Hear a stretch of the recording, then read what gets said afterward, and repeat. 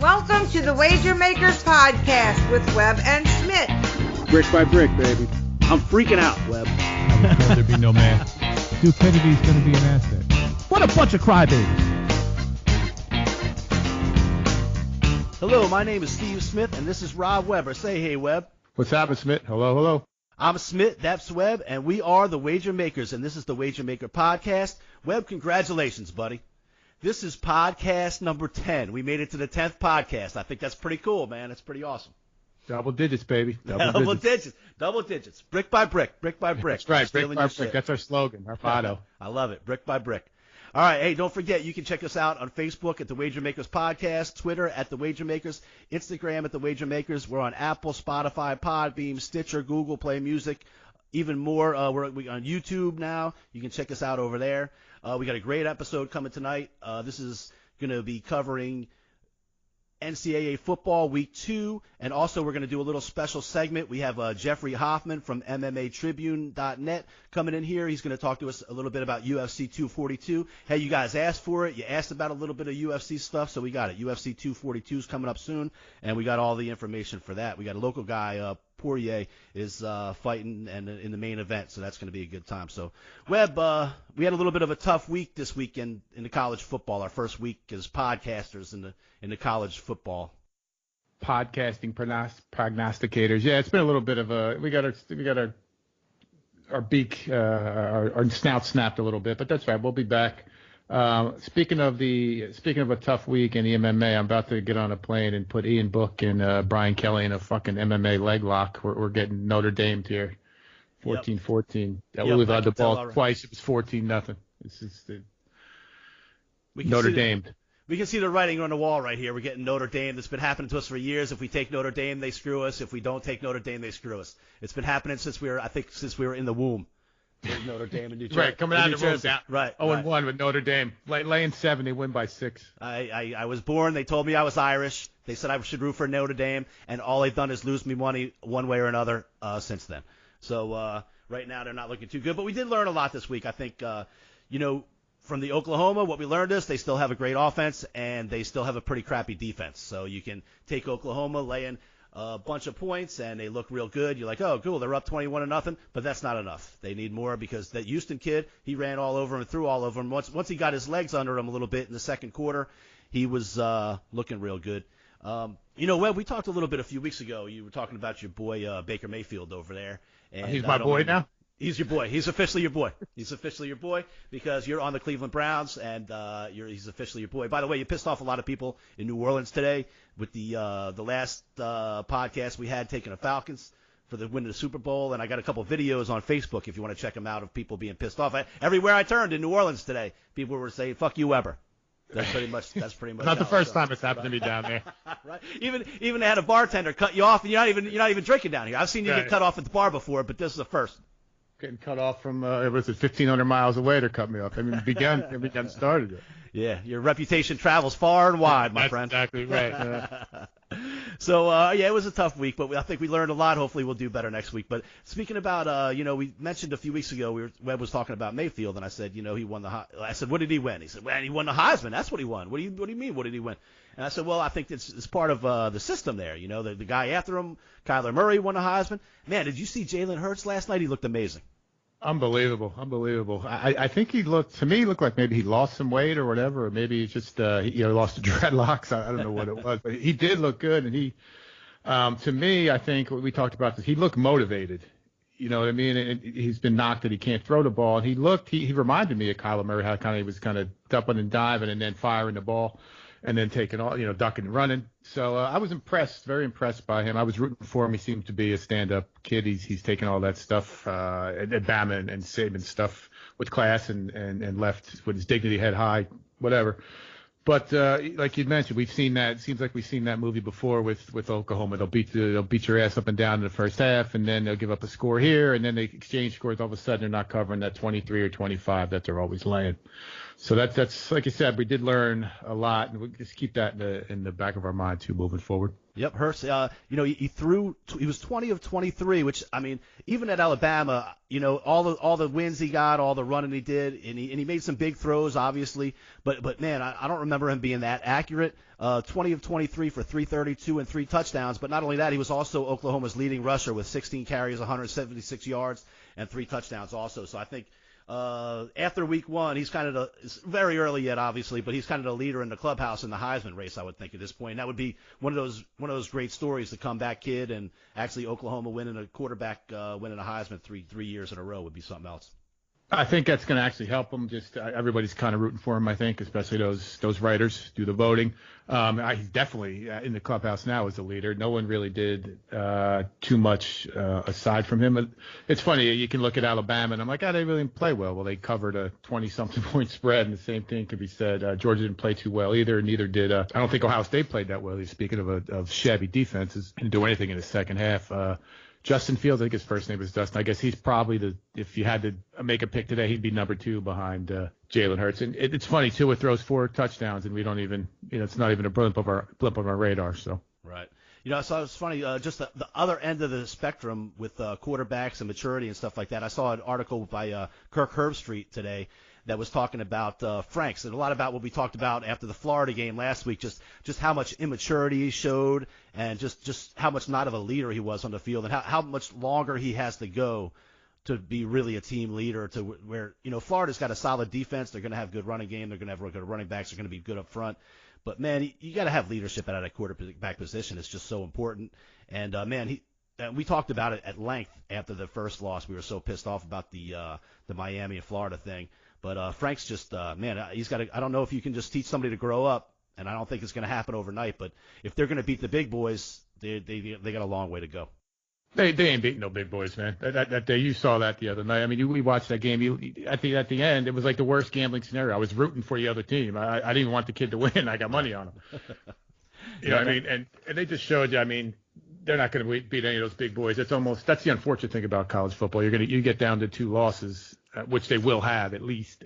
You're out. So I don't even know if you're going to see them at on a New Year's Day bowl game. So. It's disappointing. We talked about it beforehand. It was one of the reasons we kind of went with Florida. We thought he was going to take that next step, grow up, and be, like you said, a leader. Kind of even if he just managed the game, he would have been all right. He couldn't even do that for us. So he just looked worse than a redshirt freshman who couldn't even get the ball snapped. Right. No doubt. So, that game definitely looked like 2 teams. Very early season game. There was a lot of sloppy play this weekend. Obviously, that's what happens. I mean, it happens every week. We're going to see it in the NFL this week. We're going to see it. But I think teams make the biggest jump usually from week 1 to week 2. Teams really can kind of clean up and learn from what they did. But, Webb, I feel like I was in like preseason mode too this weekend. They got so many damn channels, right? So I got to relearn these channels again all year long. I'm not popping on. I got FS1, ESPNU, ESPN2, CBS Sportsline, all that stuff. It was hard. Getting my thumbs back ready to go and getting those numbers down. It takes a little while. I was a little out of it too. I got the last channel working and all that stuff, and I was popping to the wrong channel sometimes. It takes a little while in the early season. Yeah, but I hear you. I got a new cable system too, so I'm learning new channels and everything. I got stuff. I got the computer on. I got the phone. I'm hitting reset. And then I have last channel, and I'm hitting stuff on the bottom of the screen, trying to do picture in picture. So I hear. I agree with you. And any excuse that we could use to get us past this week 1, I'm going to take it. Right. So and then we're not the only ones that's stunk it up this weekend. There's a couple big time, huge universities that when we were growing up were just powerhouses, and man, they've fallen so far off the map in a short time. Think about like UCLA goes into Cincinnati. This is no disrespect to Cincinnati. I think they got a good quality team. In fact, they got a big game against Ohio State this week. I think they might even have a chance to keep it close. But for a team the caliber of UCLA coming from a big conference, they should be able to clean up on Cincinnati's. FSU played at home to Boise State. Well, I think it was maybe that was a neutral site field, but still was down there in Florida. Boise, again, good quality team, but FSUs of the world should be cleaning up. And then we talked the other day, me and you, about Tennessee, and just it seems like, man, when we were growing up, they were right there, close, battling with Florida a lot of times. But once they got rid of Phil Fulmer, Really, that's been about 20 years now or so. Man, they are just terrible. All three of those teams lost this weekend, and it's just, they've just fallen off the mat. Taggart, especially in FSU, man, I don't know what's going on down there. That's been a disaster for them for, I guess it's 3 or 4 years now. I guess it just shows you how good Bobby Bowden really was. I'm sure our man Jeff Plazinski, Polish, is probably beside himself, pissed off. He was mad that he wasn't a big Jimbo Fisher guy either. But I think maybe he would take those 9 or 10 win seasons back if he could right now, because Taggart clearly can't do it. And, they were up by what? I think 18. They didn't score a point in the second half, I believe. And that was a redshirt freshman rung up like 457 yards on him. So, to me, they've fallen the farthest and the quickest. Tennessee, they've tried a couple different times. It seems like they've had probably 10 coaches. And they have a decent year and they think, okay, this is the year they're going to get back to respectability. And then they come out and lose to some FCS team right off the bat. So, it's weird. I don't know how to explain. I don't know how that happens, and then how UCLA is kind of different. They've been down for a long time, and USC, you can kind of put them in the same boat. But USC, Pete Carroll came back and brought them right back with the Reggie Bush years, and Liner years. So that Pac-10, I'm down on in general. But those teams, I'm not sure how that happens or why that happens, and how they can't get it back. Right. So, all right. Well, that's basically our recap of the week 1 of college football. Kind of a bummer from us. Obviously, we wanted to start out picking all kinds of winners. All right, Webb, we had a lot of people been calling in, asking us about getting some UFC information. We got some stuff for UFC 241 to help out some of our listeners. Man, we're taking it to the next level this time. Right now, we got 242 coming up next Saturday. I have with us right now, we have Jeffrey Hoffman with the MMA Tribune. This guy really knows his stuff, the MMAtribune.net. They cover all the Gulf Coast largest combat sports, MMA news organizations, covering everything combat sports related on the coast to the UFC and other worldwide promotions. It's great because this biggest match of the week, the main event, has Poirier, and he's got a lot of Louisiana connections. So I know Jeffrey Hoffman is going to help us out with all of that. So, Jeffrey, welcome to the show. Yeah, thanks for having me, guys. Awesome. So why don't you tell us a little bit about the MMA Tribune and about your background and how you came to know all about this UFC stuff? Yeah, sure. MMA Tribune. We're a small team of guys, fight fans. Some of us have trained a bit, but mostly just people who love the sport, followed it since the beginning. We cover everything from global events to what's happening with the UFC and One Fight Championship, Bellator, all of those. But we cover particularly, and what we can really get in depth with is like the local events with local promoters, get in, interview guys that aren't getting their stories told. We can get in there, and what I really enjoy doing is going to the local events and getting interviews with all the guys so that when, fans show up to the event and they've got this fight card, that the names that they see on the card are more than just random people, right? They know their stories, they know who they are, where they come from, what they hope to accomplish. So more than anything with the MMA Tribune, we love covering the national stuff, the international stuff, but what really gets us going is those local events and getting those stories out that so many people need to hear, but just don't have that avenue to get to. Right, that's awesome, man. It sounds like you guys, really get to know these guys and get the inside information and really see what makes these fighters tick, and like there's a lot that goes into it. You guys really seems like you get the inside information with these guys. Oh yeah, absolutely, man. It's probably my favorite thing about what we do at MMA Tribune is obviously cage side seats at every fight and getting to know from the fighters to the promoters to the trainers and everybody, every person in it. Again, one of my favorite things about this business. Awesome. Well, we have coming up Abu Dhabi. It's the third time they've had fights out there in UFC 242. That's out there, United Arab Emirates. And so it's going to be a little different this time. I guess it's going to be in the States. It's going to be shown sometime Saturday afternoon. This is the third time they've had fights out there. So looks like they're trying to get worldwide and really spread the word with the UFC. So let's get right into it. The first one on the big card is the lightweight match between Tazimov and Ferreira. Tazimov is 27-5. Ferreira's 15-2. Looks like Tazimov's a slight favorite. This one minus 260 to Ferreira's plus 220. How do you feel about that one? Yeah, both guys are coming in on win streaks. Ferreira's on a 4-fight win streak. Tazimov is riding a 6-fight. Actually, Ferreira last lost to Dustin Poirier back in August of 2015, but he's won every fight since. Tazimov last appeared in October of last year. He had a small suspension for PEDs that later came back to be a tainted supplement. So this will be his first time back into the octagon. And that being said, 5 of his last fights have been either knockout or TKO, 3 of which were in the first round. I'm taking Tyson off, second round, knockout or TKO. That's awesome. And a TKO in the second round. So we usually maybe on the under on that one too. So, all right, then we'll move on. We got the heavyweights, Blades.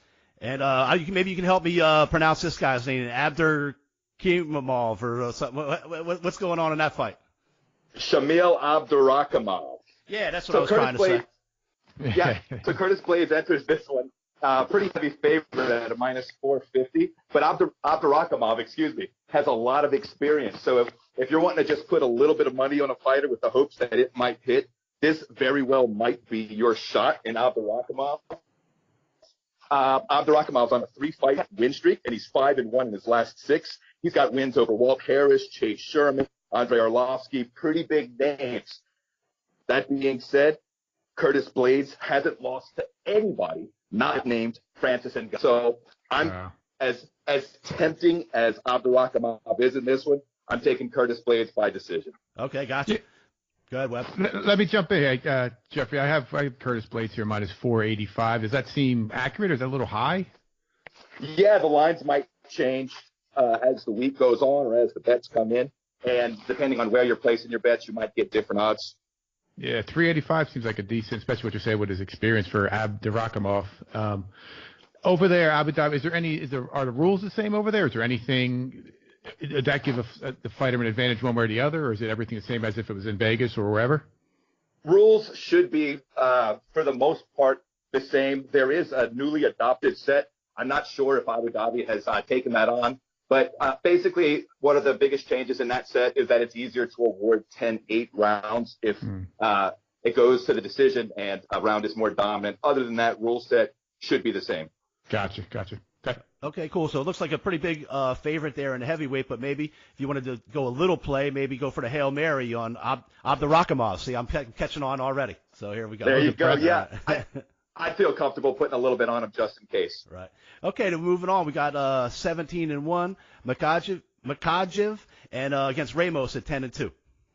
Sure. Ramos is on a 4-fight win streak here with 3 finishes. 7 out of his 10 career victories are by way of submission.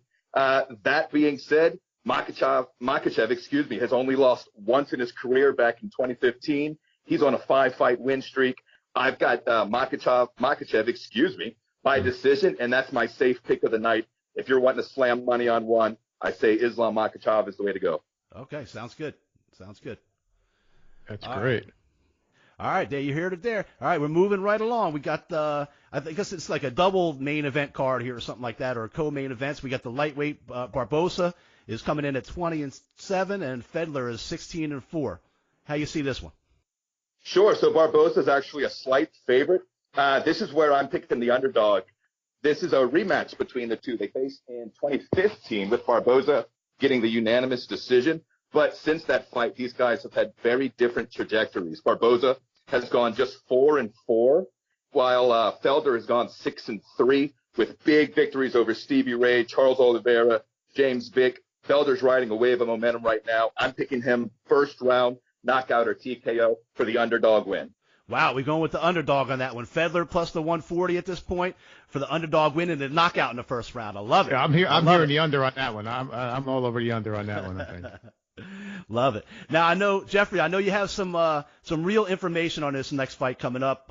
Dustin Poirier, Webb, he's from Lafayette, Louisiana, which is down here. So just so you know, Jeffrey, I'm down here in New Orleans, and Weber pissed off a lot of New Orleans fans in the last episode by picking the Falcons to win the Super Bowl. So this is the local guy that's down there in Cajun country in Lafayette. So what's your thoughts on this fight coming up? Yeah, sure. So Nurmagomedov obviously enters this one a huge favorite. I've got him at minus 450 right now. Poirier is the interim lightweight champion looking to unify the belt.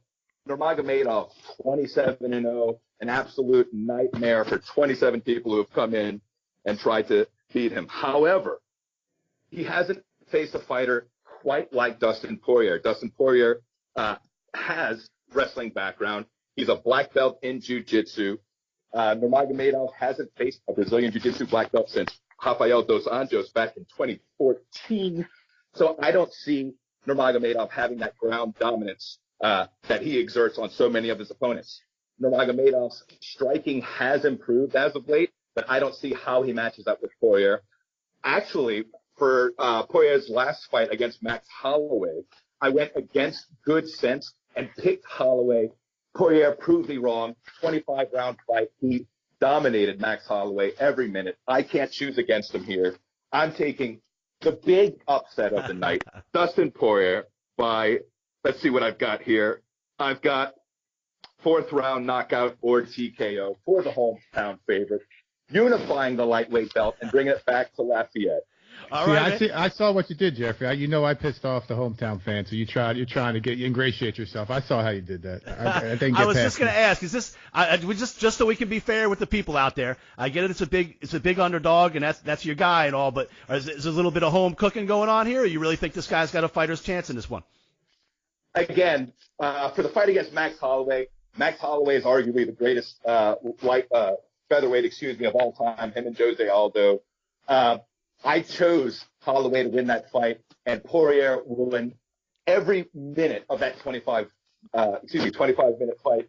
I can't pick against him. He's on arguably the greatest win streak in UFC history. If he defeats Nurmagomedov, it'll be unquestionably the greatest 5-fight win streak in the history of the organization.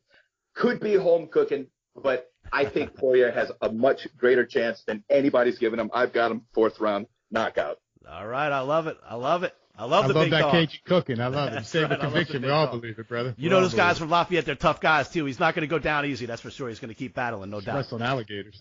All right, so Jeff, man, thank you so much for joining us. Why don't you tell us how you can reach you with the MMAtribune.net and where you're at on social media and all that kind of stuff? Absolutely. Pleasure being with you guys, and thank you so much for having me. We're at MMAtribune.net. You can find us on Facebook at MMA Tribune and Instagram also at MMA Tribune. Awesome, man. Thank you so much, and I'm sure we'll have you back for UFC 243, and maybe we'll even have you back in a week or two, see how some of these picks worked out. Anytime, guys. I'd love to be back. Awesome, Jeffrey. Thank you so much, man. All right. Thank you, guys. All right, so that was Jeffrey Hoffman with the MMA Tribune. Man, that was some great information we got from him, huh, Webb? Oh, that was great. Oh, yeah. Awesome. We'll check out. We'll see how the fights go on UFC 242. Good luck to the Cajun guy, Dustin Poirier. I hope he pulls off the big upset in that fight. And we'll be visiting with Jeffrey again after the fights are over and leading into the next big UFC section. So we're going to take it right into college football now. We got a few games on Friday night. Webb was looking at the Marshall goes into Boise. Boise coming off the big win against Florida State, and Marshall had a big win also against VMI in the first week. How you liking that, Webb? I like it. I love the blue field. Boise, I was glad. I'm a closet Boise's fan as well. The Cowboys love Boise players too. I think there's 4 or 5 Boise State players on the Cowboys. Crazy comeback for them, a true freshman quarterback. I don't know. I think we talked about it just a couple minutes ago. I think 450 yards, something like that. And Marshall, I think they scored 56 points themselves. This is our Friday night on the Deuce primetime matchup. And this, I got Boise minus 11.5 and 55 is a total. That over is yelling. It's glaring 55 points. I think you'll see close to that in the first half, I'm saying. So I do have a slight lean towards Boise minus 11.5, but I love that over 55. All right, cool. Yeah, I'll tell you, I mean, how much guts does it take for a true freshman playing for Boise to go down to Florida State and things don't go good against you early? I mean, it reminds me a lot about the Auburn quarterback Nix the other day, but things don't go real good for you early, and you're down as Florida. This is the Florida State Seminoles, and you come back and throw for 400 some of your yards and a big second half comeback. That's Hank Bachmeier was the quarterback for them, man. That's tough. So I like Boise as well over Marshall, and you love the over, so let's stick with those. Moving on into Saturday, they got a couple huge games. LSU goes into Texas, and Texas A&M goes to Clemson. What are you feeling about those? Honestly, great games. I don't know if I have a lean one way or the other. LSU going down to Texas minus 5, I think is tough. The total, I'm not sure which way that would go either. I don't really have a lean. I'm anxious to see it. I do think, apples to apples, I think LSU is better. pretty much on all levels, including quarterback probably. I just don't know what the atmosphere is going to be like down there. I don't know if they're going to cover the 5. I would think that they're going to get out of there with the victory, but I don't know that they can cover that. I don't have any confidence one way or the other in that one.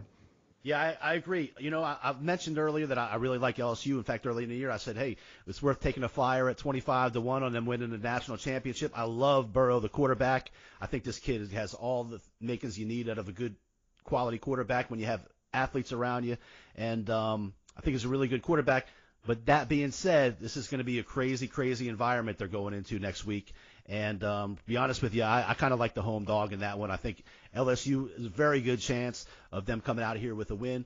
But when you're doing this and you're doing this for the long haul and you're gambling on games, you gotta stick with the basics and stick with the fundamentals. I think a big game between two top 10 teams, that's number 6 against number 10, you get a chance to get a home dog. I think you got to jump on it. So for me, I like Texas plus the 5.5 in that one. And speaking of underdogs, we move on over to Clemson. That's a huge line. I think it's 17.5. Might even go up from them. Clemson's coming off that huge victory over Georgia Tech. A&M looked great in their home opener. This will be the second year under Jimbo Fisher. So I think A&M will probably be improved. I don't know, man. Clemson is pretty darn good. This is a big number. What do you think about this one?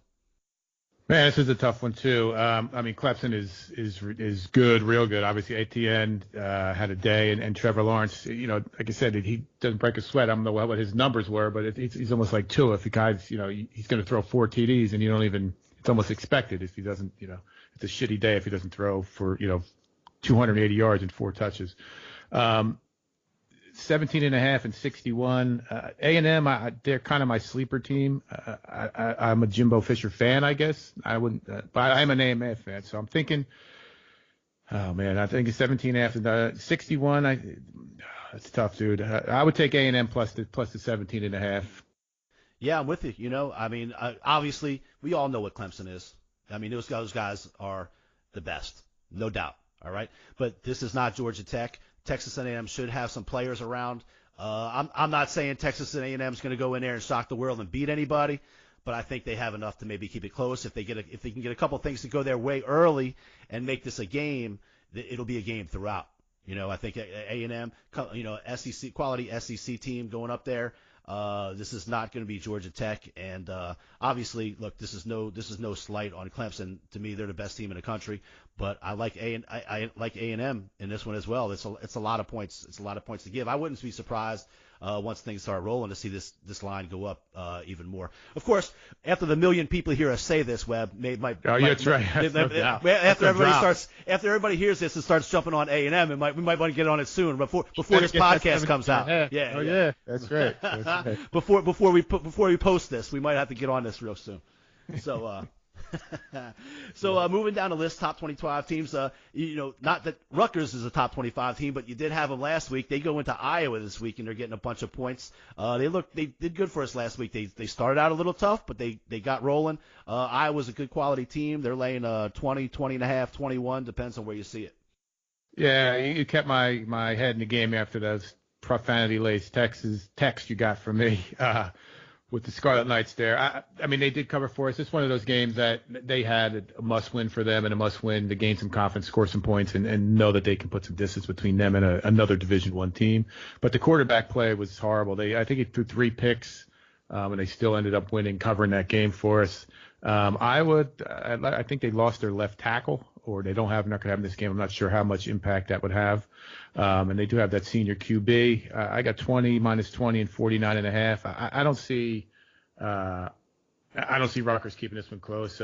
Not my biggest game of the week, but I would not be afraid to lay that 20 points. Okay, sounds good. Let's move on.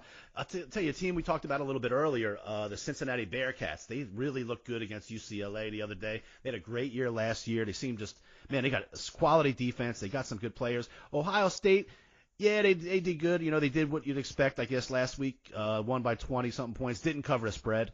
Looked a little lethargic. New coach, new quarterback, all that kind of stuff. You think Cincinnati's got a chance to keep it close up there?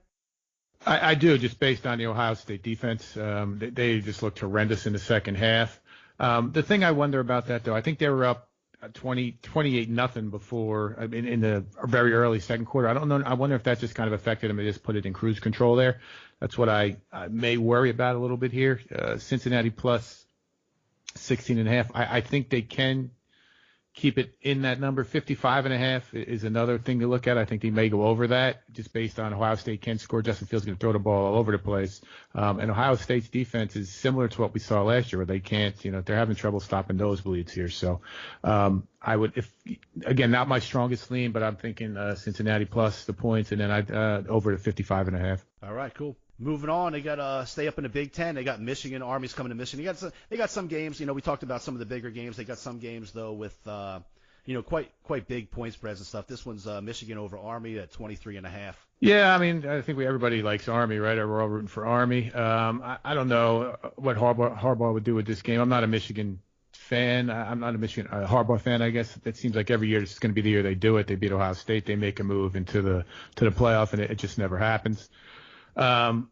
23 points to me is probably spot on in this game. 23 and 48.5. I'm going to pass on this, but if I would, just as a pro USA thing, I would take the Army plus the 23. There you go. Weber's a true American. He's a patriot. He's going to go with the Army, taking the points. Right. Look, I like seeing Army do well. I like seeing Navy do well. I love the way they play. We've gone a lot of times. We've taken them getting points and all that, and it's worked out pretty good, especially the offense that they run. But in this one, I look at it, and Army was only able to scrounge out 14 points against Rice last week, and I just feel like I'm pretty sure, I'm not positive, but I'm pretty sure Michigan's defense is better than Rice's, and so you got to me, I think this number's a decent play from Michigan, but obviously we're not going to agree on every game, but I like Michigan laying the points in this one. Moving on, Webb, I know you like them Orange men against going into Maryland this week. Yeah. What do you think about that one? Yeah, Syracuse -1. I think they got a decent team. They're a decent shot at this, more than a decent shot actually. I know it's outdoors now. They're used to playing in the dome up there, but I think they're good enough to definitely get out of there with a W. -1 and the total 58. There's no need to really play on the total here. Just this is a decent game. I like this one. Syracuse -1, pretty good. Okay, sounds good. I like the Orange men too. Then we got Northern Illinois Saturday at noon Central Time goes into Utah. We had the Utes last week and they did pretty good for us against BYU. Yeah, that was difficult. They made it. We had to sweat that one out there a little bit, but that was one of our big games. I'm thinking 22 is a big number, and Northern Illinois is typically decent there in that, what is it, the Missouri Valley, whatever it is, that they're definitely FBS team there.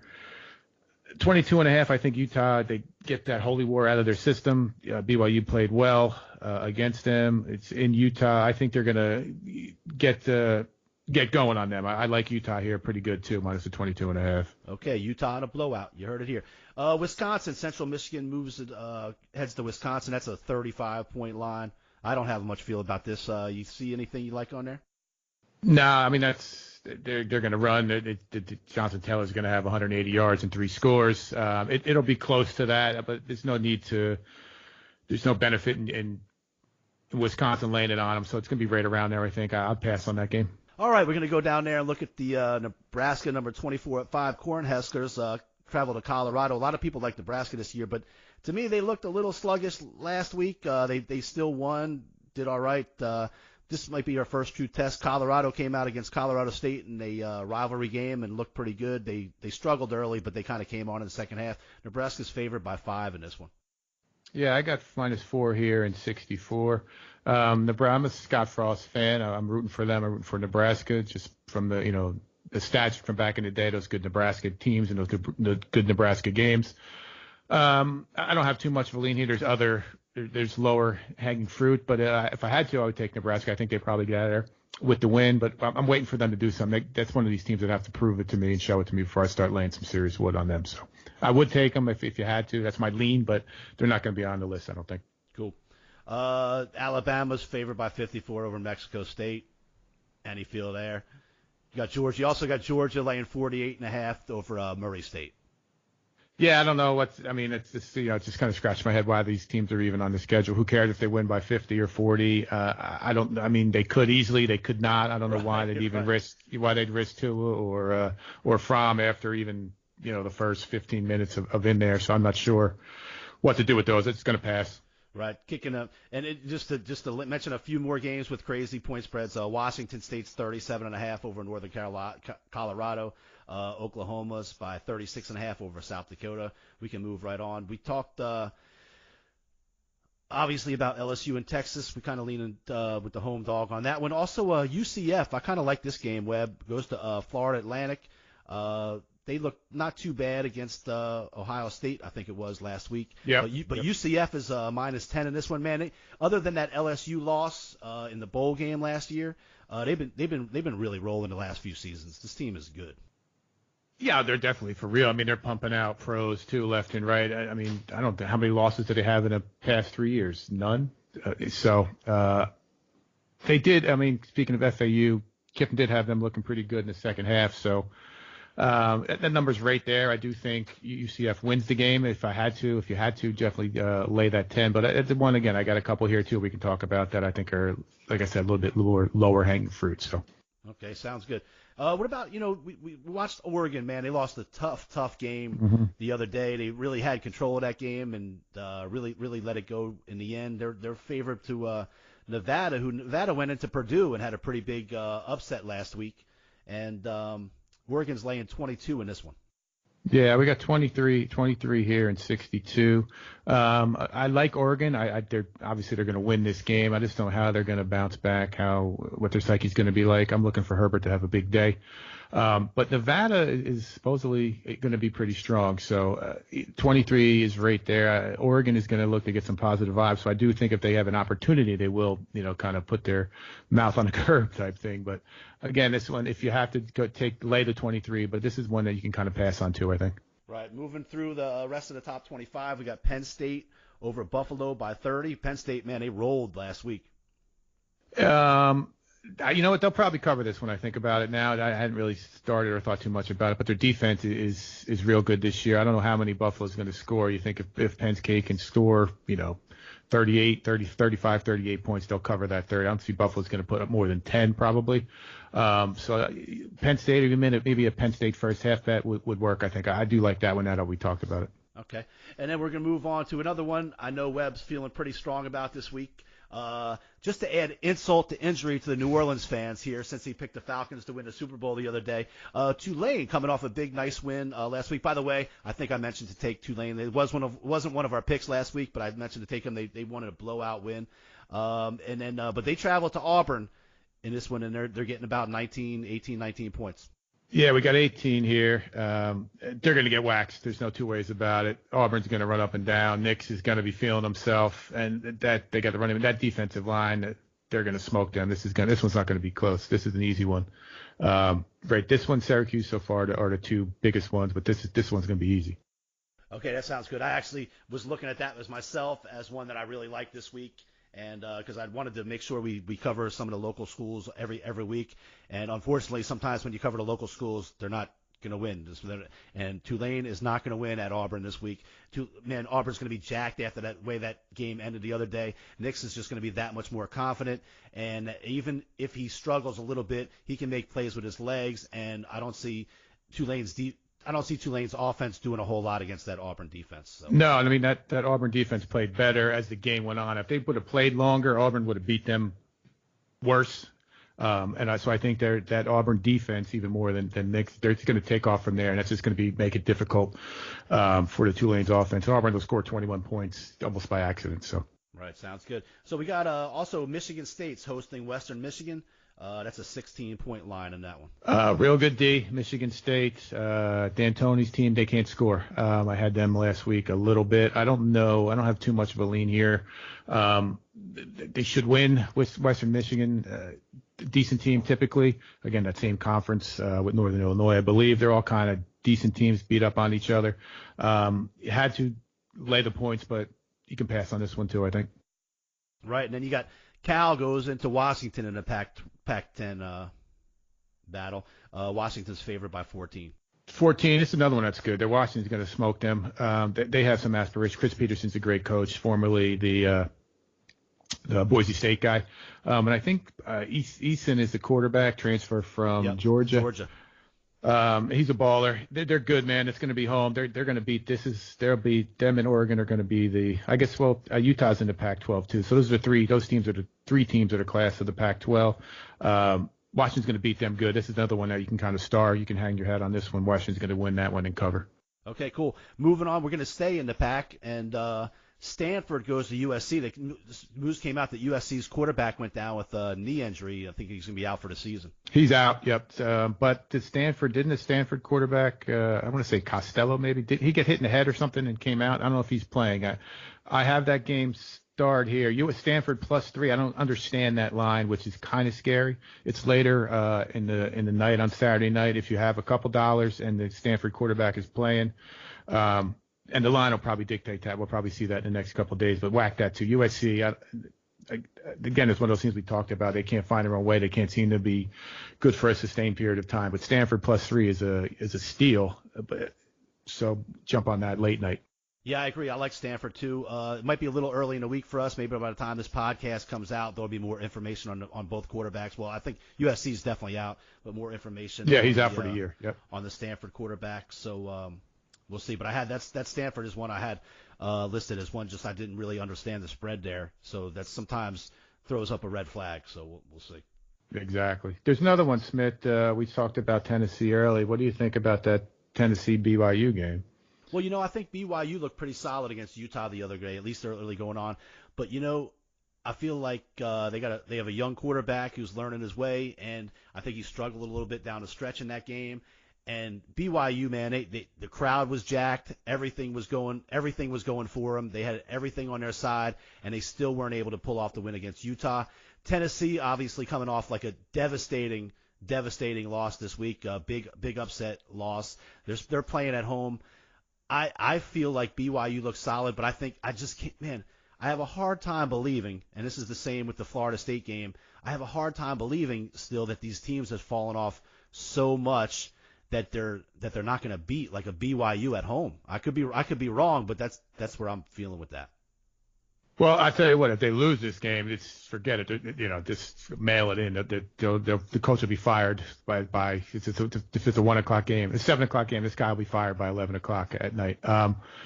There's going to be 105,000 people there, all dressed in orange. They're going to have to win this game. If they have any players at all, they're going to have to cover that 3.5. Like I said, BYU, that was the holy war. They fought well. They played real good against Utah. Like I said, the quarterback is young. They are a good, solid team, but Tennessee has got to, as long as they're not emotionally wrecked after that loss, they got to come out and just not only beat them, they got to put a hurting on them. They got to show something to the fans, to the crowd. So that may be a decent one as well. Just, I'm a little concerned that their head is right, they'll smoke them. Yeah, I agree. I think, just like you said, I feel like they got to. This is it's a must win for the entire program, for the coach to have his job, for everything. How do you for almost a couple years? Yeah. I mean, you can't go 0-2 and go 0-2 to these two teams. And again, no disrespect to BYU, good quality team, but this is the SEC. This is, like you said, there's 105 paid attendees in that thing wearing orange. They're not putting up with this crap. It's a serious alumni. That's generational.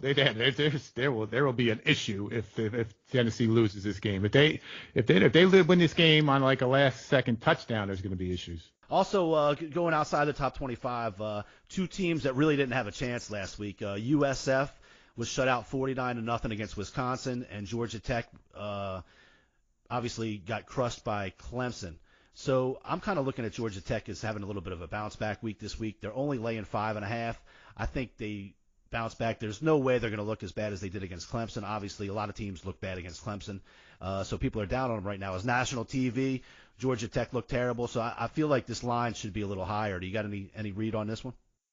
I don't. I think they're two decent teams that were just completely outclassed last week. 6 points seems, I guess, right to me. Georgia Tech I don't think they're running that same offense that they used to run. Is that right? Right. They used to run a lot of option stuff like that, and I think they're running a more spread offense. And so maybe there will be some type of learning curve there. But of course, how can you tell against Clemson? They would have beat them down whether they're running an option or whether they were running a spread offense. Clemson would have beat them left-handed by 28 points. So I mean, you can't really judge either team there. But USF, I think they're typically usually decent, solid, and again they just got blitz. So I don't have too much there. I mean, it's not. You can twist my arm, I'll take Georgia Tech in a second. So that's all right. Right. All right. And also looking at Florida State coming off that loss to Boise. They're minus 21.5 to Louisiana Monroe. Louisiana Monroe played a pretty nice game last week.